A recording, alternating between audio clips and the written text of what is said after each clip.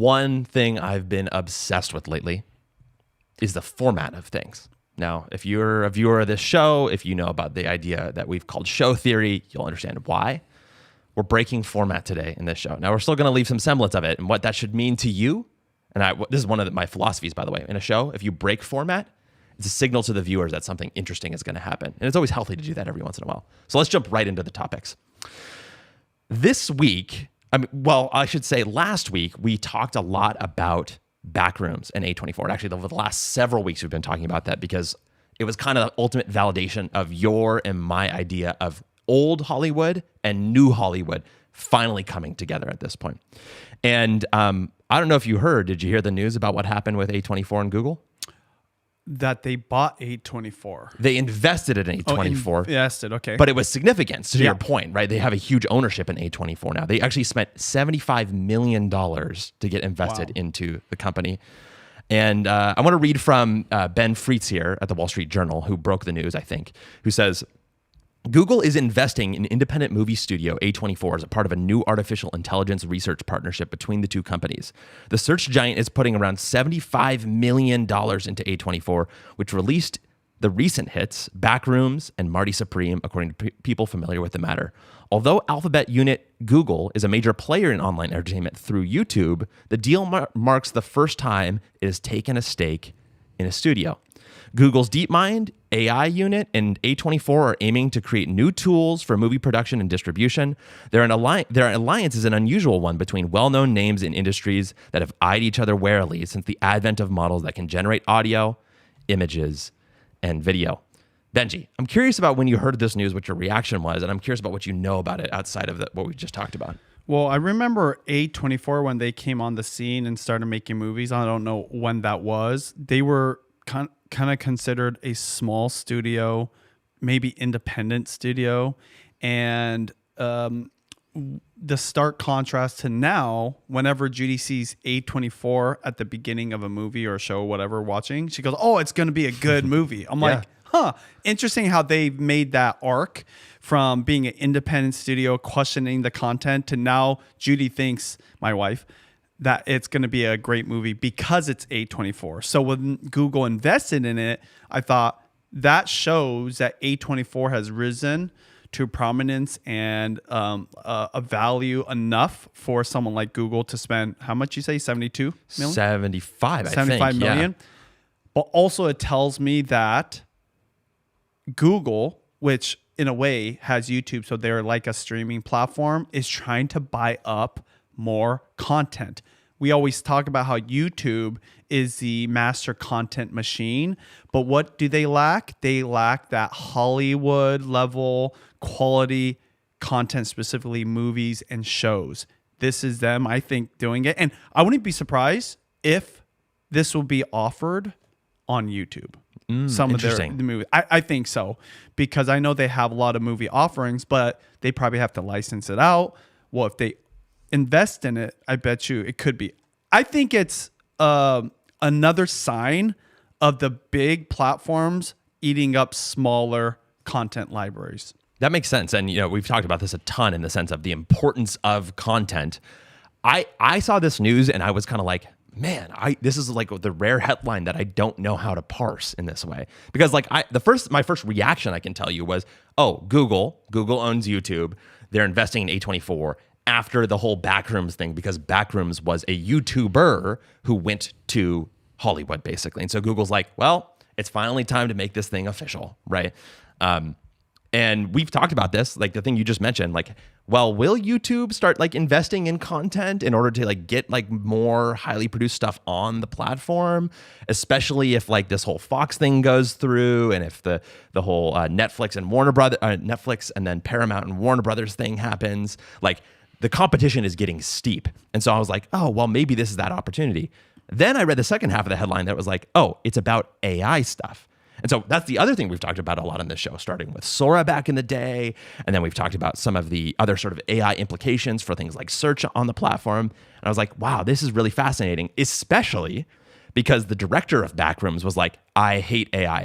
I would get rid of AI if I possibly could. So then suddenly A24 turns around and does a partnership with Google and like it's about AI or something. So to me, there's like, is it about AI? Is that part of the discussion? it is part of the discussion. That's kind of what they were saying. And I'll read it again from Yeah. Ben Frietz here, who says, Google's DeepMind AI unit and A24 are aiming to create new tools for movie production and distribution.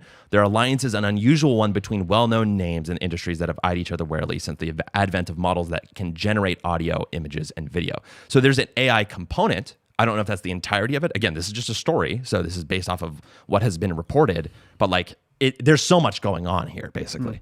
I think the word AI has a stigma for some people, and then other people it might be a huge, amazing thing. But let's just think about AI in the context of content creation and movie making, like CGI was to movies. Yes. Right? I mean, there's definitely complaints like there's too much CGI in this movie. I think that AI can easily be overused, but also it's going to be used no matter what. Totally. Okay, you can replicate a whole stadium full of people, and usually you would use AI for that. But I think even then, well, yeah, CGI. AI is just a better version of CGI, in my opinion, where the computer is doing a lot of the graphics work for you and faster work. Yeah. At this point, it's whatever to me. Ultimately, it's the final product that matters, not the fact that they're using AI or not using AI. But Backrooms Backrooms, they probably use some kind of AI. But I know Obsession, did they use any AI or I am not CGI? sure. That's a good From question. what I know, I haven't watched the movie. I didn't realize like how scary it is. But I think that it's like pretty old school, just straight up good old film production, type of movie. So is Backrooms also, Obsession, that's not A24 though. Backrooms is A24. It actually reminds me too, what you were saying about with Judy and kind of the idea of A24. One of the things that they have, because they are doing like lower production stuff, they're still kind of relatively indie. Compared to the traditional studios, A24 is pretty low budget overall for the most part. Yeah. And actually, that was one of the stories about Backrooms, right, and Obsession, which is that these are super low budget films that are premiering at these huge numbers, the best in A24's history. And so AI, in a lot of ways, is a way to up the production value, quote unquote, without having to spend the money that it would take to do these sort of traditional CGI. Now, that's where the debate comes in, right? Because guess what was expensive about that? It wasn't necessarily the computers, although those are expensive too. It was the labor, right? And so there's a level to which now those are artists that maybe will struggle. But that's kind of true of most changes in the industry. Just like with CGI, right? You replace people who are doing the hand painting and the model makers of the literally in Star Wars, the actual physical hand built models that are physically made in the real world that you kind of zoomed in to make look like these big spaceships. Shoot, remember when it was silent films and then there's a guy that played the piano? Yeah, he lost his job too. When they actually put the audio, he totally lost his job. And you know what? You just evolved. Exactly. In the art world, everything's about evolution. I mean, YouTube in the very beginning, no one would have ever thought in Hollywood that this digital platform, which was an online library of amateur videos, would compete with that industry. And in fact, that was 20 years later, 21 years later, a film produced by a YouTuber would be competing and beating Hollywood movies from the likes of Disney. That's crazy to think about. So you want to talk about the ultimate loser. It's not the piano guy or the graphics guy or somebody painting pictures. It's literally Disney. It's true. Literally big studios like that. So, it's the Wild West. And this is, we're going to dig into it more, but this is just validation that creators have a lot of opportunity in front of them because this is just the beginning. And, you mentioned the product being the most important thing, which reminds me of another one of my favorite A24 movies, The Brutalist. You and I agree that either the final line or one of the final lines of the movie was very significant. Do you remember what it was? Remind me. He says, "No matter what others try and sell you, it is the destination, not the journey." And that's kind of what you're speaking about. It's usually spoken the other way, that it's about the journey, not the destination. The thesis of that movie is that there's one view into it that the product is the thing that really matters in the end. What the actual thing you can create actually matters. And so, yeah, I don't know. It's an interesting debate to me, but I think I agree with you, which is that, well, this is going to unlock new levels of productivity, of quality for these films that are low budget that we would have never been able to see before because they wouldn't have been affordable. Speaking of things that make it more affordable in order to make productions, this week we're sponsored by Ecamm, your Max Creative Studio. Now, we've talked a lot about clipping in the last couple of times we've mentioned Ecamm on this show, but I wanted to pivot a little bit here and talk about the flexibility of Ecamm. We started using Ecamm last year at some point, right? Kind of to start doing some of your cooking show. And we immediately fell in love because it allowed us to take a previous setup, which cost $20,000, at least $20,000, right, Neutrally? I think. Yeah. Yeah, 20, 25 grand at least. Sorry. Yeah, at least 20K. And move it down to something that's more like in the range of like 2 to 3 grand, depending on how expensive of a laptop you're getting. And by the way, it used to take like 2 hours to set up, and now it takes like 2 minutes to set up. And so like it has lowered the barrier of entry for us to do more streaming, to create better products, to create more products, to our point that we were just talking about, because Ecamm has been so successful at that.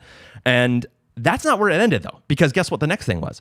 We were originally running this show on kind of a big production studio. Now, the studio is still here, but we replaced the heart of the actual setup with Ecamm, and it's allowed us to do even more things. It's given us PTZ controls. It's given us the ability, which you're going to see today, to use NDI cameras, which let us use our iPhone to get unique shots on a per-need basis, ad hoc.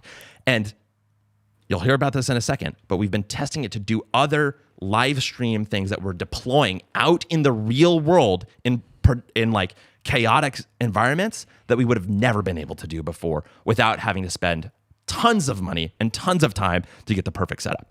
Benji, I want to hear more about what your thoughts about the flexibility of Ecamm has done for us. Well, the word I'd use is so versatile. So everything from doing a cooking show with my DJI Osmo Pocket 3 in my own kitchen to running a studio show like this. We've done production for like a local play and captured the content in real time. Something that used to take 1 or 2 weeks to edit literally was done at the end of the play, and I emailed the director and his mind's blown, right? So it's like a great production tool. And yeah, as Austin mentioned, we're going to be testing how Ecamm can be used for IRL streaming, okay?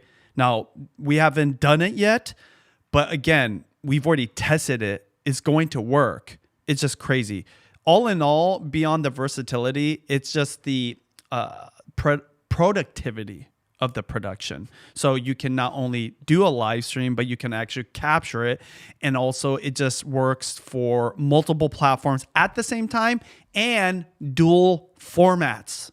That means horizontal and vertical. This episode is going out onto YouTube in both horizontal and vertical, and that's just mind-blowing, and it looks good. And in fact, our producer Neutrally can see a horizontal and vertical feed going out, so he can make sure it looks good in both. It was hard to do that before and almost impossible. And with Ecamm, literally you can do all those things and it looks professional, no matter how amateur your setup is or how pro your setup is. And, you know, the amazing thing is that if you come from the production world, you know how nitty gritty the details and technical setup has to be a lot of times.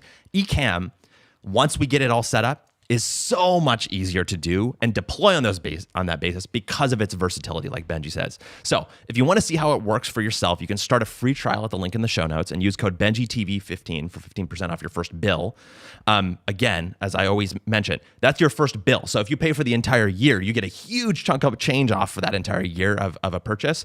Whereas if you do a monthly, which is still great, you only get 15% off of your first month there. So again, Benji TV 15 for 15% off your first bill, and the link is in the show notes. Thank you so much for Ecamm for creating an extremely versatile tool and for sponsoring our show. Well, here comes the format break. In the last 7 days, I've fully become a pocket notebook person.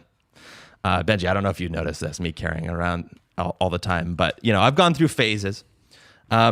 And my current notebook of choice that I have here, and I'm going to try my best at this. I'm not Italian nor French, but I think it's a Moleskine Cahier. I got it about a week ago at the new Barnes & Noble down in downtown Seattle for a really specific reason here. And I'm going to give you a peek under the covers of what's happening in my life today because it is going to unlock a whole world for us here in the show. The last couple of weeks have been some of the most intense in my life. That's actually why I got this notebook. And I was telling my girlfriend about this, actually. And she made fun of me because she's like, well, I feel like you say that every week. I feel like you say that at the end of every month. You're like, this is the craziest month that I've ever had. I'm like, yeah, that's fair. I do say that a lot. Like things have been ramping up over the last year or so. I mean, even the last couple of years, really, Benji. And she's a teacher. And so she also knows that I was once a teacher. And so it was that was a whole very different time that was sort of extreme in my life. And so to give her a little bit of perspective, I told her that these were some of the most intense weeks that I felt since I was a teacher. And that kind of landed it for her, like she kind of got it. It was kind of an unusual thing for me to say. So anyway, the reason things have been intense is because if you didn't know, Benji and I have started a company together. And I'm not just talking about the show because it provides all kinds of services in the creator space, kind of taking everything Benji has learned over the last 20 years of being a YouTuber and turning it into a product that we can offer services to other people. So we have a talent management agency arm, which helps creators with the business side of things. And right now, we also have a production arm, which again, right now, specializes in helping businesses with the creator side of things. Now, we've basically spent the last year slowly piecing things together with, like, I would say duct tape and elbow grease to some extent, just to make sure that this was a proof of concept that could work. But about a week and a half ago, we finally got to a place where I've been telling this to our team, the ship is built and it was ready to go out to sea. So by last Thursday, I was kind of finalizing a lot of these details and I found myself in a place where my focus had to be it felt like a million different places all at once because every little thread of all the many little pieces had to come together at just exactly the same time. And each of those threads had a tiny little issue of its own that I felt like I was having to sort of deal with. And I've never experienced that kind of thing in my life. And again, it's funny. It's like teaching is the closest thing, but that kind of happens on a daily basis rather than on a longer arc. You have something? I was just going to say, welcome to my life. No, literally. The last 25 years. And yeah, it's funny. I have so much to say about your little notebook. Well, yeah, tell me.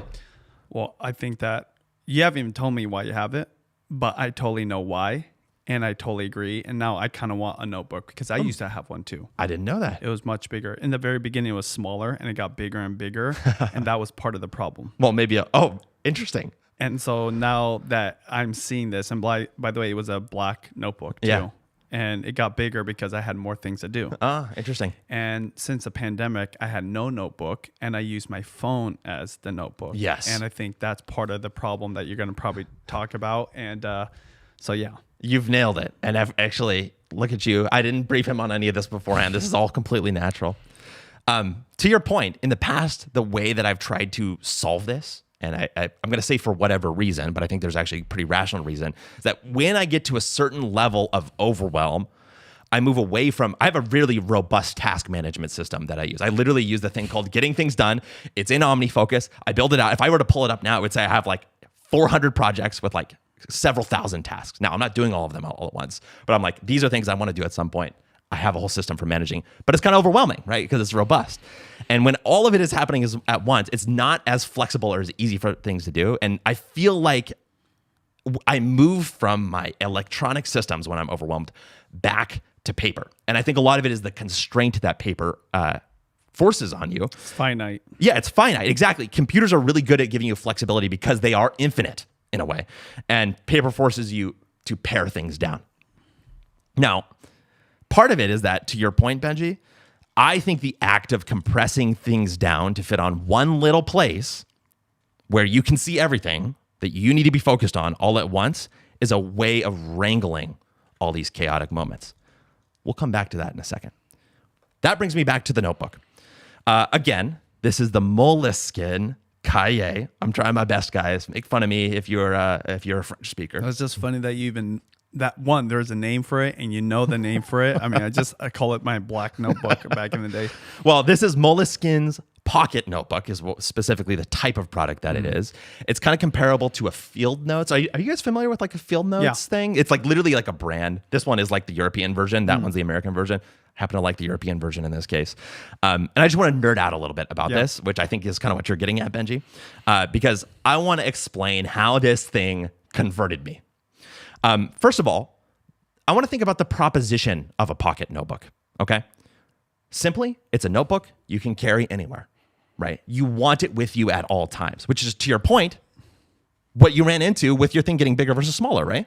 Yeah. And so here's some of the characteristics, if I was going to break it down, that you need to have in a pocket notebook to achieve this. It has to have the right page size. It has to be the right thickness. It has to have a certain level of durability, but still not be precious necessarily, right? Like you want this thing to be able to like burn and be like, okay. Now, you wouldn't want that to happen, but like you wouldn't want it to be like your most precious product ever, right? Because it also needs to be affordable because you're going to be using a lot of these things. And finally, I would say it also benefits from a list of kind of clever features that let it be used in the real world. Those would be the kind of 4 characteristics. And I'm going to say that the Moleskine Cahier nails every single one of these. Is it smaller than the American version, the Field Book one? I'm actually not sure. I think it's very close. The Field Notes, all of them kind of have centralized around a similar design. And so I'm not saying that, I'll point out where it distinguishes itself from the Field Notes, to my understanding. Talking. Yeah. In terms of size, it's about a 1/4 inch shorter and about a 1/2 inch wider than my iPhone 17 Pro. And it's also about half the phone's thickness. So it's easy to slip in and be totally unassuming in most of my pants that I'm wearing. Even during the summer when I wear like shorts that have like fewer options for me to carry things. In terms of durability, one of the things that I think is great about the Cahier is that it's got this cardstock around the backside and the front, which is really, really nice because it's like just enough to protect it and but not enough to, again, feel precious. It's also got this really nice stitched binding on the back as well, which is a really unique thing. It distinguishes, actually both of those things distinguish it from the Field Notes because it has a flimsier cover and kind of these stapled spine. And I think that those 2 features speak to the way that Cahier nails that line between being precious and being protective. And of course, that brings me down to the 2 clever features that I said that might be useful, which is that first, in the back half of the notebook here, it actually has these perforated edges, which lets you tear them out and use them as pieces of things that you can like pull out, throw your things all around on the table, like look at together and everything like that. Resequence them, look at them, almost like they're like sticky notes or 3x5 index cards. And then also, it has this cute little pocket in the back that you can stash like really small scraps and folded pages. And in fact, I will say this, the only durability issue that I've had with this is that the glue has come up a little bit on this, but it still works as a little sleeve to store pockets. Yeah, literally duct tape or more glue, honestly. So that gets the characteristics of the pocket notebook, but it also nails a few other characteristics of notebooks in general. Because if it's not a good notebook, it's not a good pocket notebook, right? Here they are. And actually, I'll kind of show them to you here on camera. The first one is that it stays open flat and lays flat like this. So you can see the spread where you ever go. I think it's really important to be able to write across an entire spread because it gives you more flexibility in terms of the size of thing that you're working on. This paper is awesome to write on. Like, I don't know. It feels good with this pen, and that's not true of every piece of paper. It's got just enough kind of texture to it that it grips the ink really well. And really importantly, it has about 60 pages, which is quite a bit front to back here. So there's plenty of stuff that you can write in, or write into it, and kind of go through. How do you spell the name of this brand? Moleskine. Okay, yeah, found it. And then Cahier is Cahier.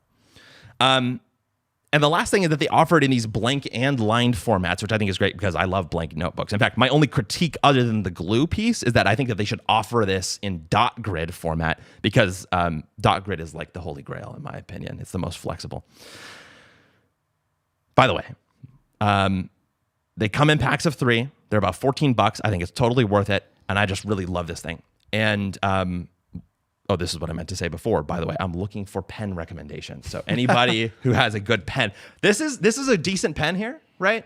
The problem is that if you're carrying it around and you can click this in and out, on the pen, you don't want the ink to go out in your pocket, right? So you need a capped pen, more like Benji has there with his red marker. Those types of things are better. So I'm looking for pen recommendations if anybody's got them. That's it for my Moleskine Cahier pinch, Oh Benji. my gosh, I was like worried. I was like, "Are we gonna talk about notebooks this whole time?" Well- so this it's interesting. I thought you were trying to lay up for a more poignant point for creators, and there is one. So by nature, a creator's life is set up to be chaotic. Why? Because everything revolves around this. Yes, that's a true. phone, a computer, and we think like Apple devices are amazing because they work, but they're also so connected and they ping. There's notifications, there's emails, there's text messages. That is the thief of focus because those are all distractions. So I remember when I first reconnected with you when you went off to go teach and you came back here. And I was telling you, like, oh my gosh, my life is in a little bit of a disarray, partly because of the pandemic. And it'll go back to the notebook. But I asked you, like, how do you stay organized? Like, you seem like pretty organized. And you show me this crazy web of all this stuff. Now, I thought, hey, you do get stuff done. But my first thought was, oh my gosh, this is like, you're just living in the chaos and thinking it's okay. So like seeing that notebook is kind of funny to me. But the reason I bring it up in relation to creators is as you get more successful, you get more views, you get more followers, you also get more DMs, you get more comments. Yeah. All of that because of a digital device, it's going to take away from your attention. And you don't realize it until it's too late. Or when you realize it, you're like, okay, I gotta like just turn everything off and focus. Well, why a notebook is important is because there is no notifications. There's no text messages. There's no emails. Nothing changes. So if you want to write notes down or plan something or just create a to-do list, that's all you're looking at. That's all your brain is focused on. And why I like the pocket size is because most people like you were using digital to-do lists. Yeah. You know how long my to-do lists last? How long? They literally last forever. Yeah. But they also get stacked on, right? Fair. And I just stopped using to-do lists altogether on my phone on digital devices. Okay. Now, what I've done is I have a team that are like part of it. I use Slack, by the way, which is not a to-do list, but it is just a way to stay organized as a team. That's become my modern day to-do list to a certain degree. But I want to get back to that because when I first started becoming an entrepreneur, that was even before I was running my home business. When I was working at a job, my mentor, JJ Frank, he gave me two gifts. He said, you need to have a watch and you have to carry a notebook. The watch is just keep track of time. It's crazy even saying this because like I never would have thought like this would be so valuable. And the notebook is so that you know what you need to do that week, that day, or that. So my notebooks were calendar notebooks. Oh yeah. But you know what pages I valued the most? The blank ones. Really? Interesting. Because that's where I put my to-do list. And I would make sure to put everything I was going to do on it. And we're talking 2001, 2002. And forever I was using these black notebooks and they slowly got bigger and bigger and bigger. And you know when I finally stopped using them was 2020 during the pandemic. And my life's probably been more disorganized and not as productive as I once was, but also my life got more chaotic. Yes. And my businesses grew and different people, whatever. So I think it's about time I get that too. Yeah, That's why I want that one specifically because I need it to fit in my pocket. And for creators, a big takeaway, sometimes you forget when you first started, nobody cared about you. No one left a comment. So when you're starting that content creation process, it's very pure. Yes. It's undistracted. In fact, guess what? Not even other creators wanted to collaborate with you, right? Like I was just talking to my good friend, Matt, during the pandemic, we hung out a lot. Yeah. And so lately we haven't hung out a lot. And guess what? We've both done more content, more stuff. Now, we also created content when we're together. We like helped each other, right? I coached him to a certain degree. He told me a lot about what he was learning. So there's still a lot of benefits, but just multiply that by infinite on a digital platform. So sometimes you just have to simplify your life, and whether it's a notebook or just like thinking, hey, if my life feels chaotic, sometimes what you just got to do is turn off all the distractions, and just a simple blank white piece of paper is like the greatest way to fix your life. And that's what a notebook can do for you, even as a creator, especially as a creator, because my gosh, as amazing as this phone is, and it's created TikTokers, and you can create short form content, long form. I vlog with this thing now. Probably as much, if not more, than my DJI Osmo Pocket. Huh. Oh, for sure. Because I finally connected to the cloud too. So I have infinite amounts of data on there. And that was my number one thing. And the camera's on the iPhone 17 Pros, whatever. But guess what happens?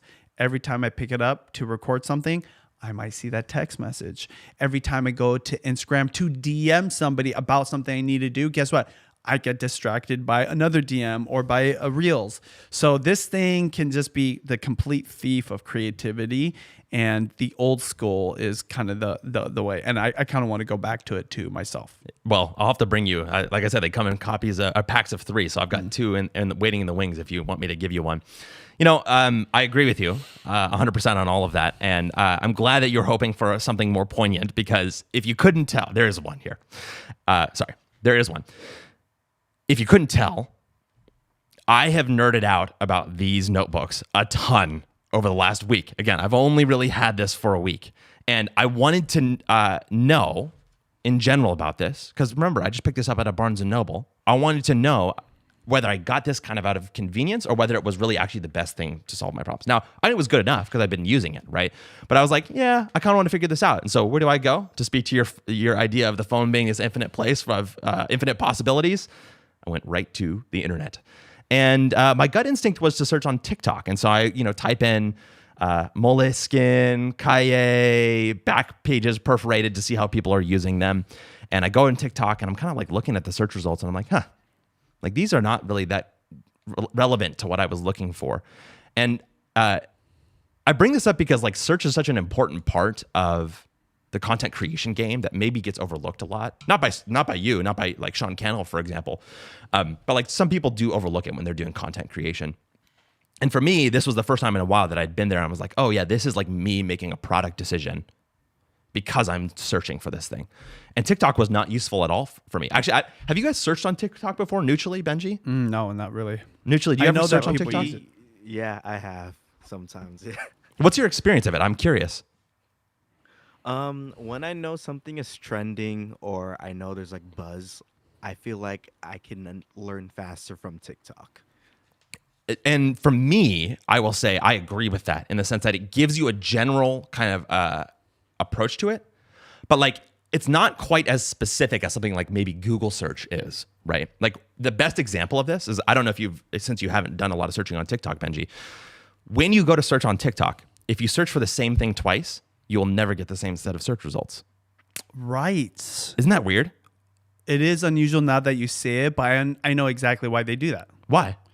Because they want to keep you engaged. Because remember, it's like funny, I just mentioned this whole distraction thing. When you search on Google, they're trying to show you the best results. When you search on TikTok, they're not only trying to show you the best results, but also different results to keep you more engaged so that you watch other things. Yeah, that's a good point.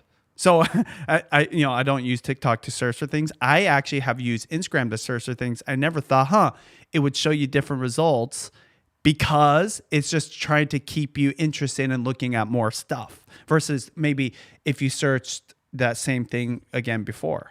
Because remember, it's a content platform. It's not a search platform, even though search is part of it. So what is it trying to do? It's trying to serve you content. And oftentimes when we go on these kind of platforms, do we want to see the same content or do we want to see new content? Well, definitely if you're looking to be entertained, you want to see new content. 99% of the time. Yeah. Rarely are you going to go and watch the same thing over. So that's just how the algorithm is built. That's fascinating. Anyways. actually, I want to ask neutrally. Is that your experience too of the TikTok search algorithm, or is it just me? No, I agree with you because sometimes I like how where you accidentally refresh it and then it disappears. That happens to me where it doesn't show me the same video twice. I'm like, dang it. And you want to see it, right? Exactly. So, okay, TikTok didn't work for me. And again, I'm nerding out about my notebook here. Sorry to make this all about the notebook.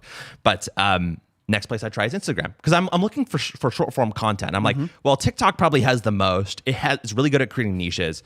It's probably going to give me what I want. It didn't. So I try Instagram next, which I think is kind of the next in that category in my mind. And I go there and I'm like, it's a little more stable in terms of the search results. Although I think sometimes it changes too. I couldn't really figure that It out. definitely will change. Yeah.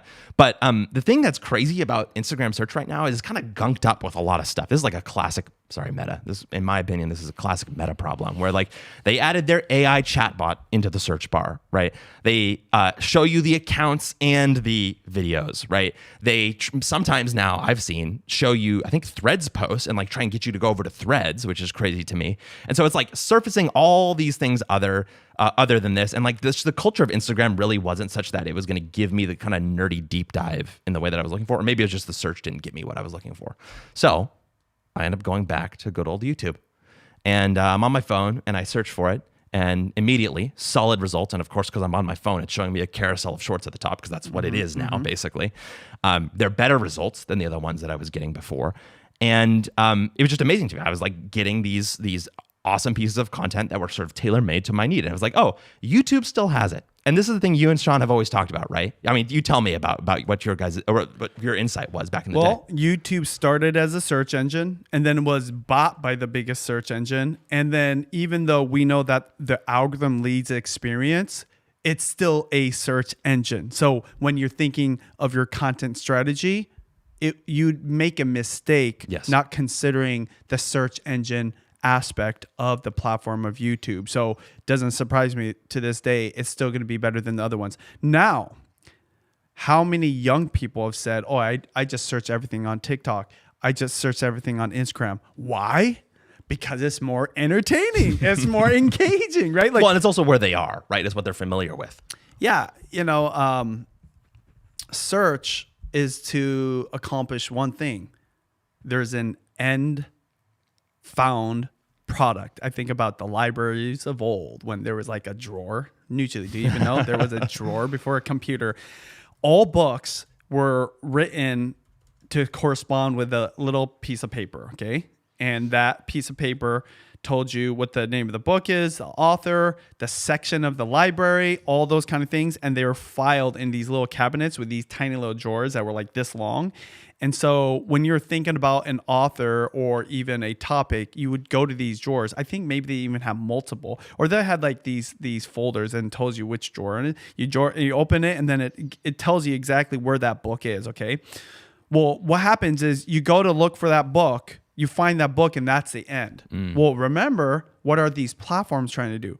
Get you there, keep you there, and get you to come back there. Well, in a library, the library itself is also trying to do that. But in terms of your search, once you find the book, that's it. Okay? There isn't like a suggested book afterwards. There's not like, what do you call it, brain rot sessions where you're just endlessly scrolling. So YouTube and Google comes from that era.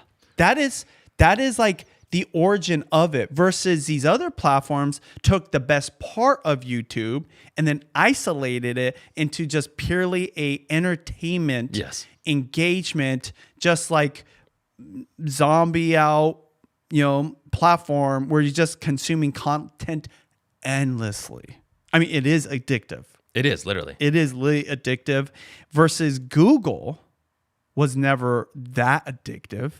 YouTube could become addictive, but it still has this like end of the road because you search for something, you watch it, and that's it. Yeah, it will suggest things and you might keep watching it, but not as much as TikTok and Instagram and these short form platforms. Yeah, I mean, I think that you've nailed it, which is that, YouTube in my mind is a bit of a hybrid beast in a certain way, in that it comes from that era of the old world, like literally internet world, basically, where it's like kind of just the very beginning of the internet with Google, and then just the beginning of video on the internet with YouTube, and then like is taking those practices from it being I actually would argue with you that it was a search engine first. I would say it was a content library first, in that like YouTube? Yeah, like bloggers were using it to like host their content. That was it.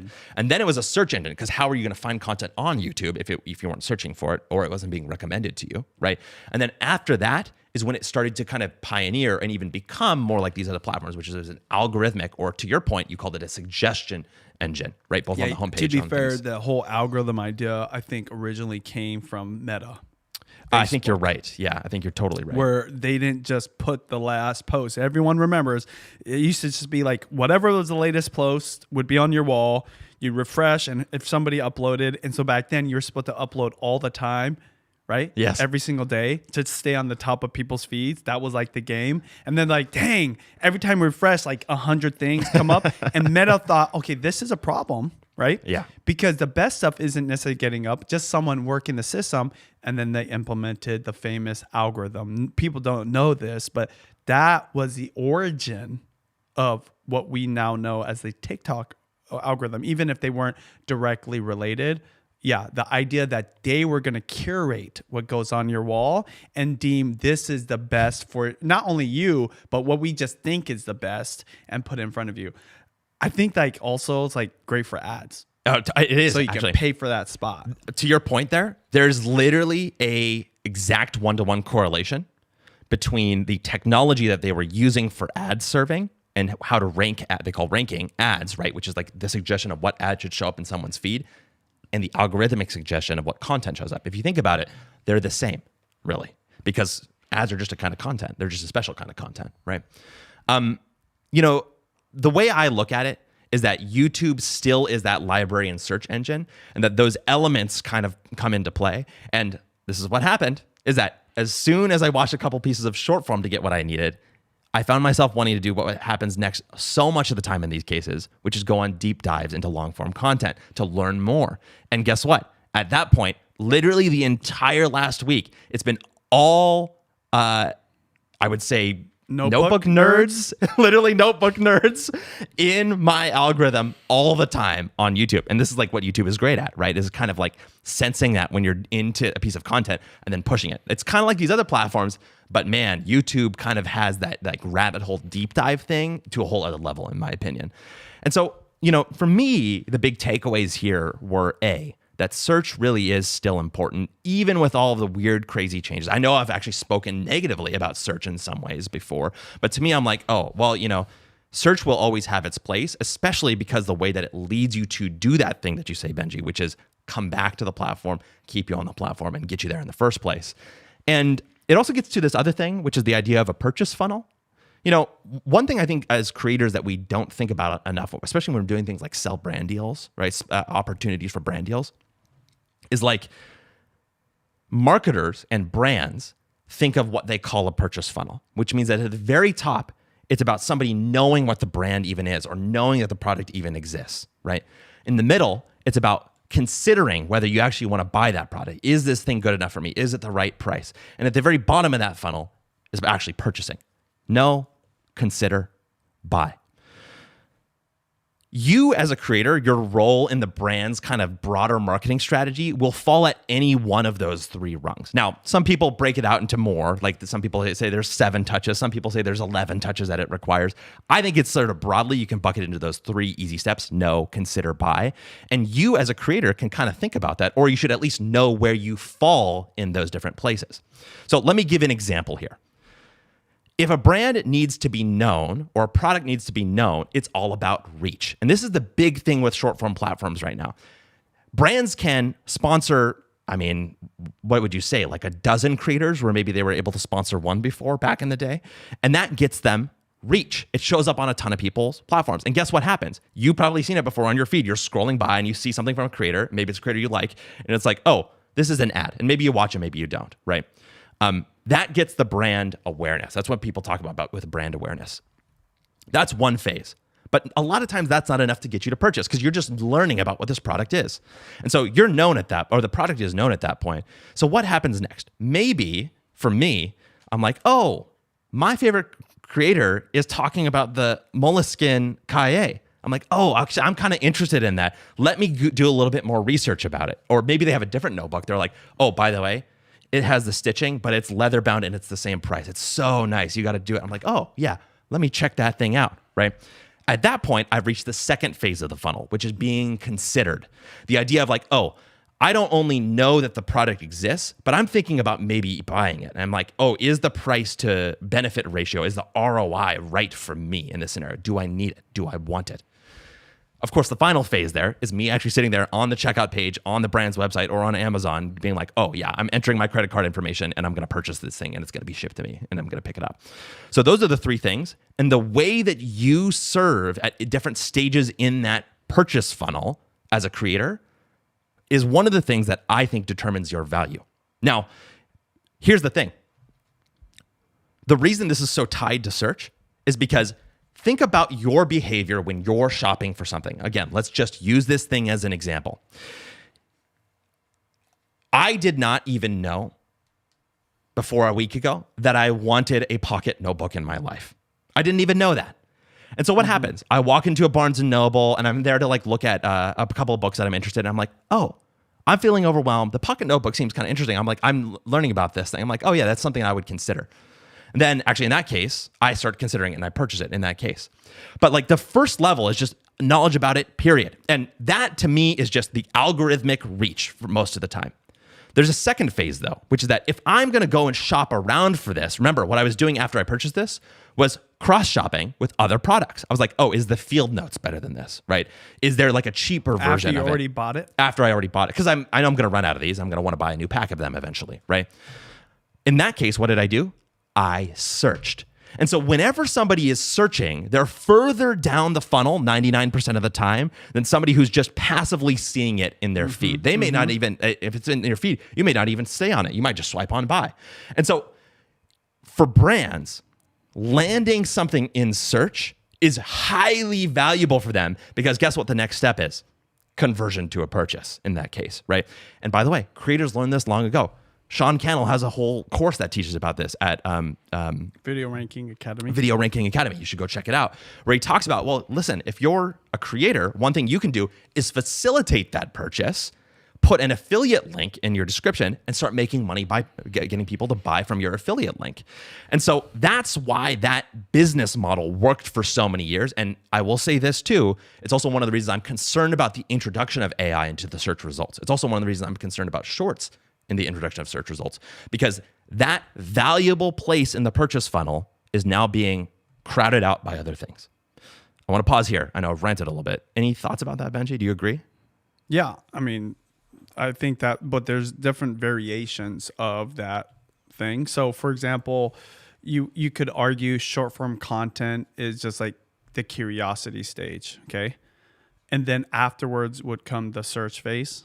Well, sometimes you're searching for something and those little creepy crawlers on our devices know that. So that when you go over to another platform, that content is surfaced up in the algorithmic. And, you know, human nature is sometimes like we make gut reactions, but we have already kind of done the search. We've already led ourselves to the trough, I guess you can say. And now we just got to drink the water and they just got to put the water in front of us. And so there's different variations of it. And as a creator, there's no wrong or right answer to it in terms of like, you know, what type of content should I make to be able to convince someone to buy this product, especially if it's your own product. That's why ultimately the greatest salespeople are creating multiple forms of content. Yes. Not just short form, not just long form, not just ads or no ad. I mean, they're doing it all. I mean, and it's all about bandwidth and resources and, you know, your team or whatever. But for sure, it's like search still is like an intention versus algorithm is just you're giving up the intention and you're letting the algorithm, or in the case of AI, do the kind of like deciding for you. This is where brain rot comes from. Brain rot doesn't come from search because when you're tired, you just stop. Yeah. Right. The other thing is like it gets so addictive, you just can't stop. And to me, actually, this shows the power of YouTube to bring this thing full circle, which is that if I'm searching for something and the algorithm can then give me recommendations that are related to that search after I'm done searching, well, guess what? Like I said, my algorithm has been invaded by videos about notebooks for the last week because I was searching for it and because it got me to do that. And guess what? The reason it kept showing it to me is because I kept watching. And so the algorithm did its job. You want to know one more thing? Yes. Unless, don't hold that thought, okay? Whatever you're going to say. But there's something that I almost never talk about that I think is really important for creators to understand. It's both a good and bad thing. The good thing about YouTube is it gives you what you want. The bad part is this: when you get that thing you want, your experience is over. Yeah. They will make suggestions, but more often you're done. The whole idea of going on short form platforms is just endless, right? It always will have something. There's always another just video. speaking to your search function, even if you've looked at all those things, they're like, guess what? Not only are we going to give you a whole bunch of more options, right? You know that Sean Cannell used to say, he probably still says it. The best place to hide a dead body is on the second page of Google results. Oh no.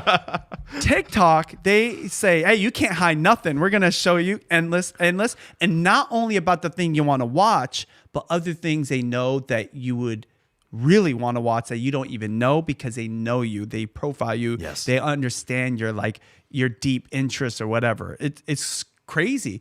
YouTube, it inherently isn't like that because of the intention in the search.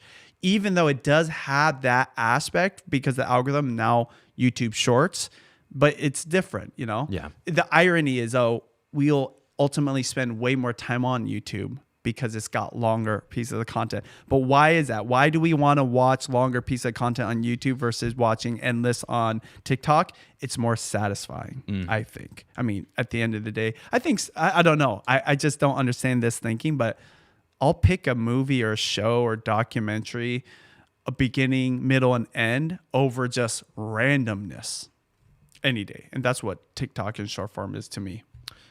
I was saying that the whole reason I got this notebook was to get my life in order, right? And last week was such a mess that I bought the notebook in the first place. This is all just reiterating. I will say this, that chaos bled over into the weekend where I kind of found myself continuing to wrangle everything. And then on Sunday, when I was getting ready for bed, I still realized that I wasn't caught up. And so I pulled out my notebook and I got to kind of thinking about everything. And at the top of the page, I wrote this: keys to success this week. After I did that, I jotted down a few different areas on the page that I'm looking at here that gave me the areas of success that I needed to have throughout the week. And underneath that, I jotted a couple of individual key action items to get things started, and then I could collect them throughout the week. So here's the page. I've covered up some things because there's some private information on there. So you can kind of assume certain things about what's going on here. But for the most part, you can see that each box was a certain area, each dot was a certain action item, and then the X's and crosses are me completing those things. If you look back, we're at the end of the week now. If you look back, I think I did a pretty good job. I crossed everything. I didn't know I didn't cross these out here, but they're checked off my list here at this point. There's one exception, though, and I don't know if you can read it here, but I'll zoom in. We're making a video here, and I was supposed to finish a video. And the video I was supposed to finish actually before this week, so sorry to my team for not finishing yet. But like I said, I've literally sort of been at my wit's end as we kind of got these things all squared away. And on Sunday, this was maybe the first or second action item that I wrote down in the Cahier because it was so important to get done. And I was able to chip away at it in kind of the moments through Monday and Tuesday. And by Tuesday night, I got it to this state where I was pretty much entirely ready to go to upload to YouTube. And I edit on this Mac that I have here. I have a little external hard drive that I have my projects on. But I didn't quite upload it yet because I wanted to do a couple things. I wanted to review it first, send it to my team to review, and then package it because we want this video to be successful. And I obsess over that type of stuff now. And I was a little unhappy about leaving it unfinished by Tuesday night because I knew that the rest of the week was just going to continue to be crazy, especially Wednesday itself. Now, like I said, Benji and I run this talent management agency, right? And oftentimes we find ourselves in Seattle to take care of business there. And this week, all of the craziness was happening on Wednesday. Taking a look back to our keys to success here, you might have noticed that I have an office category down in the bottom. Well, turns out that day was the day we were going to get into our company's first ever office space. And on top of that, we were also experimenting with an all new mobile streaming setup, which I have here, Plan IRL stream setup, which Benji mentioned earlier, that we needed by that afternoon for a couple of reasons. We were going to do this show on Wednesday there. As you can tell, we didn't. If you're watching this live, we're doing it Friday. And we also wanted to do a dress rehearsal of the IRL stream that we were trying as well. And so we did not have all the gear. So I needed to acquire like a router, for example. I needed to test the internet. I needed to test the rest of the setup and things like that. And so we were doing all of these things in the heart of Seattle. And it was just a mess. Now, fortunately, Benji spared me a little bit because he ended up getting the router there. But the reason this is significant and the reason I set this all in Seattle is because the place that we were at is directly adjacent to the city's NFL, MLS, and MLB stadiums. And there's a ton of activity there right now because the World Cup is in Seattle right now. And so let me just walk you through what was happening on Wednesday. In the morning, Benji, I was coordinating with you. And again, you mercifully helped me get the router. And we were talking about a bunch of these loose ends that we've been dealing with. Like you said, welcome to your life, right? I outlined them in my Cahier, but you and I still had to manage them throughout the week, right? The planner's not going to do the job for you. So we're talking about hiring, we're talking about planning, we're talking about managing, et cetera, et cetera. I was preparing for this show because I was expecting to do this show, planning out the network architecture for the live stream setup, coordinating with a building manager for our potential office space. And finally, around noon, we are in the middle of a World Cup game that is happening in Seattle. This is, again, nearby where we're at. So you just have to imagine the chaos that surrounds the tons of people that are there. So I work my way down to get the keys from the office, and I meet you there. And the city is just crawling, even though it's the middle of the day on a Wednesday, because of the World Cup. And I meet you there, and you're carrying these 2 huge bags with all of the IRL stream gear. And we get the gear set up upstairs, and we're just trying to kind of test things out to make sure that it's going to work. And we decided to cancel CSP that day, just because it was just too much, which is fair, right? Like, this show can happen on any day of the week. And instead, what we end up doing, we focus on the setup of the dress rehearsal for that night, get it working, and then begin migrating it over to the venue where we're actually going to try the dress rehearsal, right? Then it hits nighttime. We test the setup. It's working. We are overjoyed with it, thanks, again, to the sponsor of the show, Ecamm. And I kind of leave for a little bit. I tear down pieces of the puzzle there, but I leave for a little bit to kind of catch my breath, finish up tying up some of my loose ends here, and then eventually kind of begin migrating some of the stuff over to the office again for the night while you kind of get things squared in a way. And so at this point, just to recap, my consciousness is still totally frayed. I'm at the end of the second, or the middle, I guess, technically at this point, of the second week where my brain has just been all over the place for the last 2 weeks. The busiest I've ever been since I was a teacher is the way I said it to my girlfriend. New move-in, event, streaming setup, all these other things. But I'm at home now, closing a few loops on my just personal desktop computer while you kind of continue to do your thing. And you text me, all right, we're finishing up. I come back to do the final teardown. But to do that, I have to commute to you, right? So I throw all my things into a bag just in case I need to do any additional work. I put my laptop in there. I'm thinking I'm going to edit the Ecamm video and stuff like that. Did you lose your notebook? I throw them into this basket on a shared bike. The city has these shared bikes. And I whiz my way down to you. And I rarely do this because I'm I like to take the train and stuff like that. But I was like, it's a great night. It'd be beautiful. I'm going downhill. It's an amazing ride. And so I do that. And I get to you. We tear down. I help carry the tear down back to the office. And we're debriefing about everything that went down that day, everything we talked about before, eventually close up shop, say goodbye, both head home. And I'm officially home for the night at that point. I'm tidying up my apartment, and I realize I had thrown my bag into the basket and forgotten it. Now, I didn't lose my notebook, but let me tell you what was in the bag.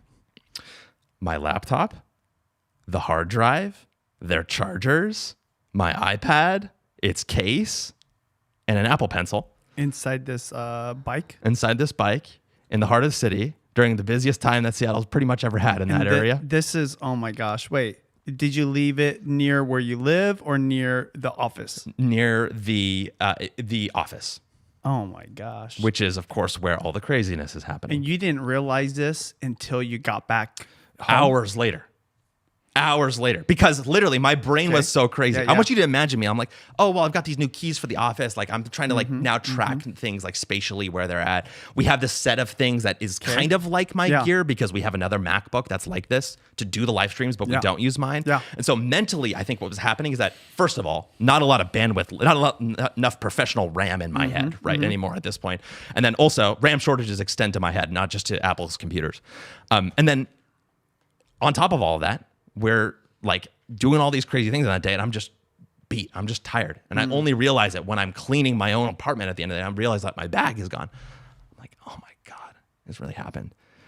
And so I'm like, well, what are you supposed to do? And you know, the thing is that Apple has these features that let you like track your devices down. That's like one thing. And so I open it up on my phone, and I'm like, By well, the way, this is in Seattle, okay? If you don't live in Seattle, let me tell you about Seattle. yeah, please. There's a lot of interesting characters around, okay? Well, That if and they- also it's busy. And it's busy, but still the interesting characters, if they stumble across a bag like this and open it, which they're guaranteed to open it, and they need something, they'll go and take it all, okay? And this is what's the value of the bag right now? I mean, if I was going to estimate, let's go ahead and say like $5,000. Dang. So that's like a $5,000 little payday for somebody. I mean, and there's a lot of that going on in the downtown area. My hope was that because the World Cup game had just finished and everybody was kind of out and about, it's really interesting being in Seattle at this point because like there's so many foreigners, right? Lots of people who are in town, like literally from Europe and other places, right? I'm like, well, maybe there's like somebody who's like a good Samaritan who like picked up the bag, they realized it was gone. Maybe they're even like a visitor and they like went back to their hotel and like gave it to the office or something like that. I don't know. And the other thing that's going through my mind as somebody who's like an Apple nerd, I'm like, well, here's my one hope. Apple devices are architected for these scenarios. They have Find My enabled on them. They're literally, I don't know if you know this, they're literally useless if somebody steals them. They cannot be used. Even if you don't turn on the the lost mode or anything like Got that. it. Even if it's not connected to the internet, Yeah. because if they don't have the password to get into your device, Yeah. the hardware is locked. Yeah. It's all encrypted. Yeah. You can't erase the device. you can't reset it. You can't reset it. It's literally architected to be valueless on the Yeah. black market Yeah. if this is if that's it is cool. lost and stolen, which I think is really smart. Yeah. So I'm like, I have a little bit of hope, and I can track it down. And again, I'm sitting there in my living room. I'm like, oh, okay, it's over there, and it looks like it's in the place where everybody's hotels are. So I'm like, maybe the best case scenario that popped into my head that maybe has like a 10% chance of succeeding, if that is the case, is true. Like maybe somebody brought it to their hotel, left it with the front office, and it was there. So I'm like, I talked to my girlfriend. I'm like, I left my bag. And obviously the money value is one thing, but the worst thing, I'll remind you, the video is on the hard drive and the laptop. The video that I'm supposed to publish is on the hard drive and the laptop, and it's already overdue, and I want to publish it by the end of the week. So the time is ticking here, right? In all sorts of ways. The battery is dying. The video needs to be up, and of course, if it's stolen, like you only have so much time. So I'm like, can we use your car and go over and see if this has been left at this thing? So we go over there and we get over there, and it seems like it's nearby. And I talk to the front office, and they're like, no, nobody's turned it in. I'm like, okay, here's my number, here's my name, give me a call back. And no luck. And then I check my phone again. I'm like, oh, it moved for the first time, and it had been like maybe 30 minutes, and it had moved. I was like, oh, well, this is weird. Like, did they know that I was coming? Like, whatever. I don't think so. I think it just had finally moved on the map at this point. And so we kind of drive over, and we're saying, by the way, if this happens to you, do not do what I did. But I was following because I was like, well, maybe it's like it's still in the bike. I was being very naive at this point, right? I was like, These maybe are it's like still- the Lime bikes. the line bikes, yeah. So I'm going, and we're driving around, and it's like, okay, and then it's 10 p.m. and then 11 p.m. and it's still moving around the city, and then it's 12 p.m. I'm like, it's not gonna happen. I think I just like lost it. I will check again in the morning, and we'll see. And so I go home. and go to sleep. Of course, I have a hard time sleeping that night. So I'm like up and then sleeping and then up and then sleeping. And I get like maybe 3 hours of sleep on, I guess, Wednesday to Thursday night. And I wake up really early because I'm like, well, if I'm going to have a chance, it better still be in the city, and it's more likely to be stationary, which is more likely for me to get it if it is stationary. So I should do that in the morning before if somebody does have it, that it gets up and moving again. So I look, I'm like, oh, it's in the city. And actually now, where it was going north before, it's actually closer to where I lost it. So I'm like, somebody has it.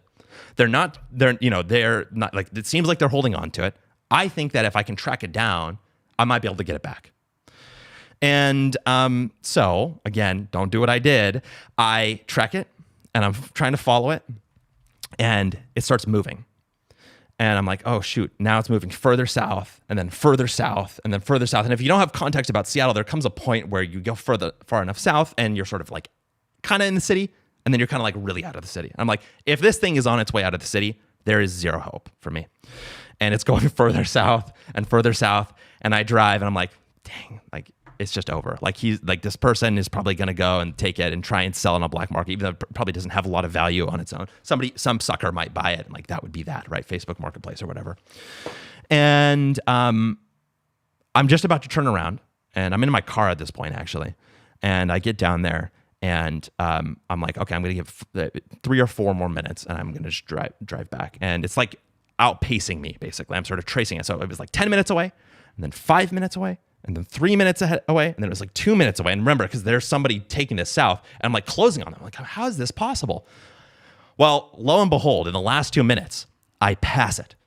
And I'm like, wait a minute. That means that if I've passed it, that it has to be between me and where it was last spotted. So I'm like, okay, I'm going to turn this thing around and see. So I go and I turn around, and I go down the block, and lo and behold, I see somebody at a bus stop carrying it and pulling it out of their own backpack. And they're literally just taking a look at my MacBook. And I can tell because it's the color of my MacBook, and my hard drive is right there. I'm like, oh my God, what do I do? In the bag or where? It's like literally in the bag. Like he's like literally pulling it out of his bag. I'm like, oh my God, this is happening. And so this is the stupidest thing I did the entire time. I was looking at him, and he could tell that I was looking at him because you have to imagine he's on the side of the road. Oh my gosh. And he's now nervous, and he says like, go away, go away. And I'm like, hey, I think you have my stuff. I should not have said that. It was really stupid of me. I had not called it for any help. I had not told anybody about what was going on. I mean, my girlfriend knew, but like she didn't know exactly what was happening in that moment. I had not told anybody, and he was just instantly like, oh shit. And he goes and he like packs his stuff up, and he's like off basically. Running? And he's like, he's like walking down the street, but he's like going and evading. I'm like, there's no way for me to catch up. And I'm like, I shouldn't really be like following this guy, but I'm kind of like trying to follow from a distance in my car. In my car. Yeah. Which was also a problem. So I eventually I'm like, dude, like whatever. I'm like, I don't want to have to call 911. I would just love my stuff back. That's what I said to him initially. But he's gone at this point. And so I call 911. And I'm like, hey, I think I found a guy who has my stuff. I like left it behind. I explained the whole situation to them. And it's right there. And then they're like, well, you should be waiting at a corner so an officer can come and help you. So I'm like, okay, I'm going to wait on a corner. Of course, he's still on his way. Now, I can see him disappearing into the distance with my stuff. And the very last thing that I see while I'm waiting there on the corner for the officer is him getting onto a bus and headed south out of my view. I'm like, well, that's it. So I go home. I'm at my apartment again, and I'm like, well, I'm going to have to figure out what to do this. I'm going to have to explain this to people, figure out what's going on. And then all of a sudden, around lunchtime, after I've taken a bite to eat, I get a notification, because what I had done at that point was enable lost mode, which is different from the Find My thing. And I get a ping that says, your iPad connected to Wi-Fi. I was like, oh, that's interesting, because it's different, right? Like it can't transmit any information because it has no like cellular connection. So unless it connects to Wi-Fi, it can't like enable the actual lockdown mode, which like puts a little message on there that says like, hey, this is my iPad. How does it connect to Wi-Fi if you can't log in without the password? That's a great question, Benji. And actually the reason it is because I had been a part of a Wi-Fi network that it had already done. And so it automatically connects. So you think about your iPhone, when you go home, it automatically connects to your Wi-Fi. Yes. So where I see it is in the Seattle Public Library Yeah, downtown. I was gonna guess that because there's certain people that like to hang out there. And also, I go there a lot, and there's like a Wi-Fi connection, and it automatically connects it. I'm like, oh my gosh, this is like maybe happening. So I immediately leave my apartment. I go down to the library. I'm on 911 calling them, telling them what's going on. I'm asking for help, basically, on it. They're like, you can go here. And I meet the officers basically outside of the thing. And I want you to imagine this, which is that I can see my iPad is there. It's reporting to me that the battery is now at about 30%, where it was about 80% the night before. I'm like, well, there's only so much time left. This is my best shot. It's there in the library. But if you haven't been to the Seattle Public Library, it's about 9 floors tall, and they are huge floors, and they are super busy, and it's the World Cup. So it's even busier than it usually is, And because there's hallways everywhere and like nooks and crannies. I mean, it's like a library, so. So the officers recommend that I go in, and because I'd seen the guy at this point, and I identify them, and then I would bring the officers in, and they would basically ask for my stuff back for me. And so I'm like, okay, I'm happy to do that. And so I go into the library, and I want you to imagine the most evil and worst possible game of Where's Waldo that you could ever possibly do. Because I'm telling you, this is the most packed I have ever seen the Seattle Public Library, again, because of the World Cup. And I now have a ticking timer saying, like, these officers have other things to do. This person is in the library for who knows how long. This is my best shot. So I go to the first floor, and I try and sweep it. And there's so many people there because it's just an open floor. Couldn't find them. I go to the second floor. I sweep it, which is where like the computers are, and it's like super busy too, an open floor. Couldn't find it. Then what you do is like floors, I would say like 4 through 8 are all what they call the stacks. It's like what you would traditionally think of as a library. It's where all the books are. But it's this big spiral that goes up the entirety of the Seattle Public Library, and there are these desks in all the places throughout. So I want you to imagine me now walking around the first floor, checking every nook and cranny in those stacks, going up to the next floor, the next floor, the next floor. At this point, we're probably about 20 minutes in, and I haven't seen the guy. And I'm like, well, there's one more shot, which is probably the most likely place for him to be, which is the top floor, which is also an open part of the library. And there's tons of people that hang out there because it's the most beautiful part of the library.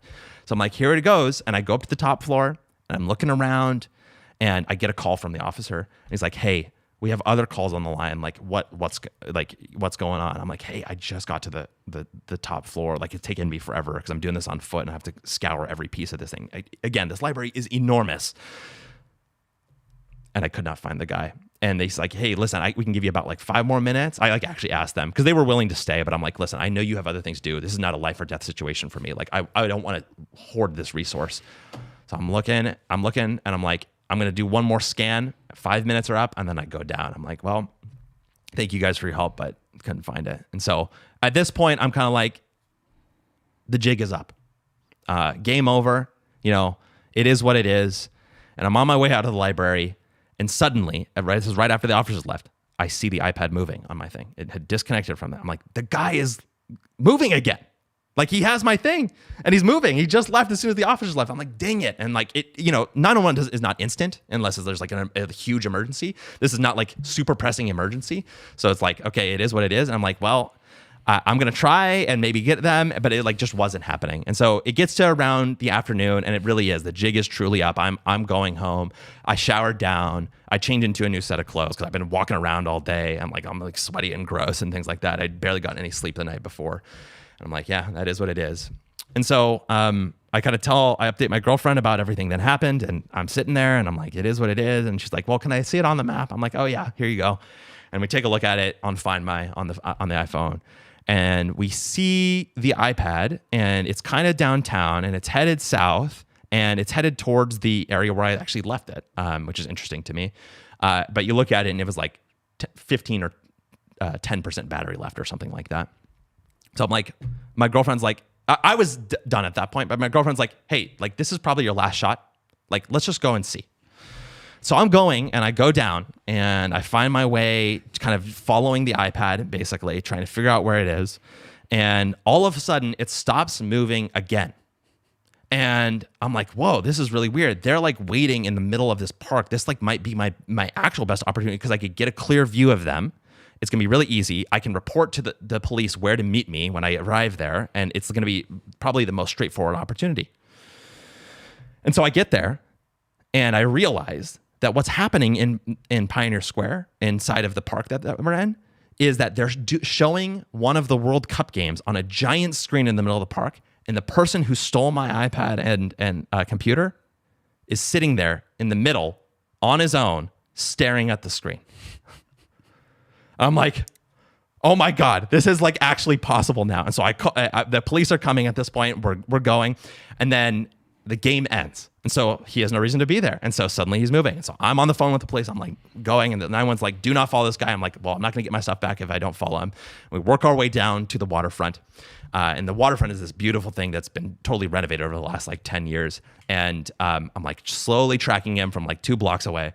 And it's just crawling there because now the game is over. There's a big barge there where everybody has their sort of World Cup like viewing parties as well on the pier. And it's just super busy because it's a bunch of tourists in Seattle who are going to the tourist area. And this dude is walking around, which is great news for me because it's tons of iPhones that are all reporting its location back to me. And I'm like, okay, I can kind of do this. So my girlfriend is over and kind of like, I guess you would say tailing me in particular because she has my location. I'm like, hey, I think I see him here on the waterfront. He's just sitting there on the side. Let's go talk to the police if you can, because the 911 dispatchers weren't able to get police over to me. But there's tons of police because there's a lot things going on down there on the waterfront. And she's like, hey, there's some guys right here. Can I go talk to them? I'm like, yeah, please go talk to them and ask them if they can maybe escort me and get my stuff back from the guy. And we get over, and I want you to imagine now it's like, it is packed. It's like going to an event space and like even the busiest parts of New York. There's people moving all over. There's this giant line to get onto the pier. There's people eating food and busking on the side of the road. And this guy's just sitting there kind of taking it in with my iPad in his backpack. And here comes the police officers who slowly make their way down towards me. So they're like, here, like identify the guy, tell me what's going on. And so we kind of start walking towards where my phone says the location is. And I'm like, yeah, I'm like not seeing him at this point. I'm like, the iPad's kind of like moving a little bit. And I look up and I see that he had just gotten up and started moving away from the location. I don't think he knew I was there. I think he literally was just having this timing basically where he kept evading by like moments. And I was like, oh, that is him. And so we kind of end up closing on him, and the officers confront him, and they were like, here's what's going on. We think you have his stuff. And he was wearing my hard drive on the outside. And he's wearing your hard drive? Yeah, on like a carabiner. I'm like, that's the hard drive there. And so they were able to say like, that's evidence, right? That's probable. Is it probable cause? What's the right term?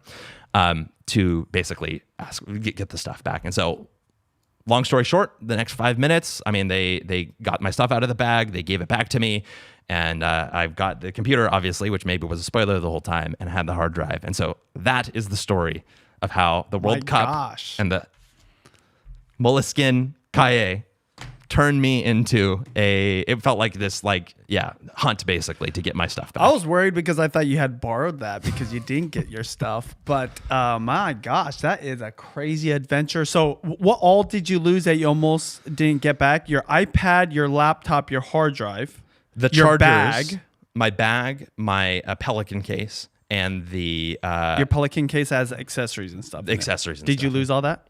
I got everything back except for the bag and the Pelican case. Your bag. Yeah. Yeah. Like what's like a backpack. Yeah. And then the Pelican case. Yeah.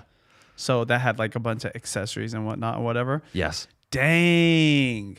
Well, I want you to say your thing first. Well, first off, I can't believe you left your bag inside a basket of I can't a either. bike. I am not that kind of person. I'm usually very on top of that stuff. And so, I mean, it speaks to how much at my wit's end I was, I think, that I would leave it in a place like that. I can't believe that. I've never done that before. But good for you that you didn't quit. I've lost things in my life, and I've always looked for things. My wife, Judy, she calls me the finder, because I always find whatever. Really? But I've had moments where like I felt like I should give up, but I just don't know when to give up, and I always end up finding it. So this story, I feel like you probably would have told me if you did truly lose it. Yeah. Before telling me, and I was like, oh, so I was like hoping you did like find everything. Sorry, you lost your bag or whatever. Oh, it's fine. But my gosh, there's literally nothing to really say. I just can't believe it. Me personally, and always easier said than done. Once I saw him at the bus stop, I'm bum rushing the guy. Really? Okay? And I'm grabbing, because did you see your bag at that point or just your stuff? No, because so this is what I found out is that he had ditched the bag smartly for him, right? Because he didn't want it to be recognized. Yeah. So the fact that I did see him, other than the fact that my thing was tracked, was a huge thing. He was literally pulling it out of his bag as I was driving by. If he had not been doing that, the story's over. I mean, maybe I get it when he goes to the library, but like I wouldn't have been able to identify him. So many things had to have happened, and good for your lady to tell you to keep going. Which you got it. You got it. As long if there's a little bit of power, and I mean, this speaks to the magic of Apple products being able to track, because are they connected to the internet somehow, or is it GPS? They're not. So it's actually neither. What happens is that they have the GPS location, but that's actually not what's being reported because they have no way to report it because there's no internet connection. So the thing is that so many Apple devices are out there that what it is that what they do have is an unconnected Wi-Fi connection and an unconnected Bluetooth connection. And so your phone, if it's lost, broadcast that out to other Apple devices, and the Apple devices relay that to the individual person. All encrypted, by the way. So Apple has no idea where it is. Nobody else has any idea where it is except for you. Whoa. That's, to me, that's what's fascinating about this whole thing, because I'm trying to think technically, and I'm not really as technologically knowledgeable as you. I'm like, how the heck is it connected if it can't connect to Wi-Fi unless it's on a previous network? And these devices, unless you pay for cellular connection, which laptops don't, some iPads do, but this one doesn't. It does not. Like, at least you got the expensive stuff back. Well, and again, actually, and you got your notebook back. I'll be honest here. I had my notebook. It was in my pocket. Got it. The only reason I gave the notebook is to show you the extent of which things were going on in my life, and also, that's nothing. You should see my it was just notebooks. an excuse to get into the story. This is the thing. Like, I actually wish that I didn't have to use the police in that scenario. To your point about like going, I wouldn't want to do that because it was to me that's a sort of a dangerous situation. You're a very different person than me in that way. You'd probably be more equipped to handle a situation like that. I am not. And you used to be a hockey player. I mean, come on. Still though, my own personal safety to me was more important than the stuff. The most important things were actually the laptop and the hard drive. I literally I was willing to sit there and bargain with the guy if he was willing to talk to me and say, you can have the iPad. I will erase it so the way you can use it, because it's a brick to him at this point. He has no reason to really, maybe he doesn't know this, but he has no reason to hold on to it at this point. If you will give me back my laptop and my hard drive, which have personal things and work things on it that I cannot recover. Those are the most important things to me. You can have that. Like, I'd be willing to do it, but he wasn't willing to talk to me, and therefore he didn't end up with an iPad. So moral of the story there, if you're a thief, negotiate with the guy whose stuff you have. Hey, the hard drive, was he able to get into it if he plugged it into a computer? No, and because get it's access? encrypted. Oh, it's also encrypted? You have like a password on it? I encrypted my hard drives, sweet. yeah. Well, I should probably do that too. I have got a couple things. So to me, the moral of the story, because I know we got to get out of here, is that if you're a creator, you know how important your content is and the devices that have your content are, but also, like you said along the way, sometimes the little analog stuff is cool as well. So it's a story of the tension between the analog and the digital, and if anything else, it's a story of the importance of paying attention to where your stuff is and not getting to your wit's end. I want to close out the show if that's okay with you, and we always close out by reading from the Steve Jobs Archives, Letters to a Young Creator. Today is Davis Guggenheim's letter. He's an Academy Award-winning documentary filmmaker, and here's what he has to say to young creators, I should say. The thing I wish most for an aspiring creative person is, above all else, failure. Immediate failure, frequent failure, small, everyday failure, colossal, soul-crushing failure. I don't mean heart failure or car failure, though, to be honest, a stalled engine on the side of the road has, on occasion, led me to an epiphany. I was always ambitious. I always wanted to make movies, tell stories, say something. I talked a big game, but underneath all of that, I was fragile. In my 20s and well into my 30s, I stood at the Backrooms with my arms crossed, talking about what was quote unquote great work and what wasn't, judging, labeling. It felt like discernment, but it really was fear. Now I want those years back, the stories I could have told, the films I might have made. But when you turn 60, like I have, you realize you can't get back lost time. It wasn't until those things got desperate, when somehow I got to work and had no other choice but to blindly leap, that I finally risked putting myself out there. And then, naturally, I succeeded. right? That's the narrative we like to tell about artists. But no, I fell flat. One friend gave it to me straight. Quote, Davis, you shit the bed, end quote. Some of that early work, I still hide it from my adult children, but the gut punch of those first failures cracked me open, made me vulnerable. And each time I failed, the sting hurt a little bit less. Eventually, I could sit down beside my fear in the morning and somehow be okay. And that's when the work began. Some of it has been good. Some of it has been bad. Some of it still makes me wince. But this is the path of a creative life. Failure is not the enemy. It is like a companion. Sometimes I welcome it. Often I resist or resent it. But I know it is with me whether I like it or not. Most days I fail in some capacity. I lose hours chasing a notion that turns out to be hollow. Just yesterday, I was enthralled by an idea that this morning I realized doesn't work. Once, that would have flattened me. Now I brush it off, trusting that the next idea wouldn't be possible without it. Failure isn't a pitfall. It's the ground we walk on. How else are you supposed to make something bold, something strange, hopelessly romantic, or embarrassingly sincere? You have to risk looking like a fool. And yes, most of the time, those leaps miss. You fall. But every once in a while, they don't. But when one leap finally lands, that's when something surprising and beautiful presents itself. So, I wish you failure, the real kind, and the courage to overcome it. Davis Guggenheim. Benji, closing thoughts? Yeah, get comfortable with living with your failures, because it's not a true fail until you quit. And just like you didn't quit, you never know what's possible when you follow through and get to your destination. Thanks to our sponsor, Ecamm, your Max Creative Studio. You can learn more about Ecamm at the link in the show notes and get 15% off and support the show with our code BenjiTV15. As always, thanks to the students of Vlogging Academy, and thank you so much for watching. We'll see you next week.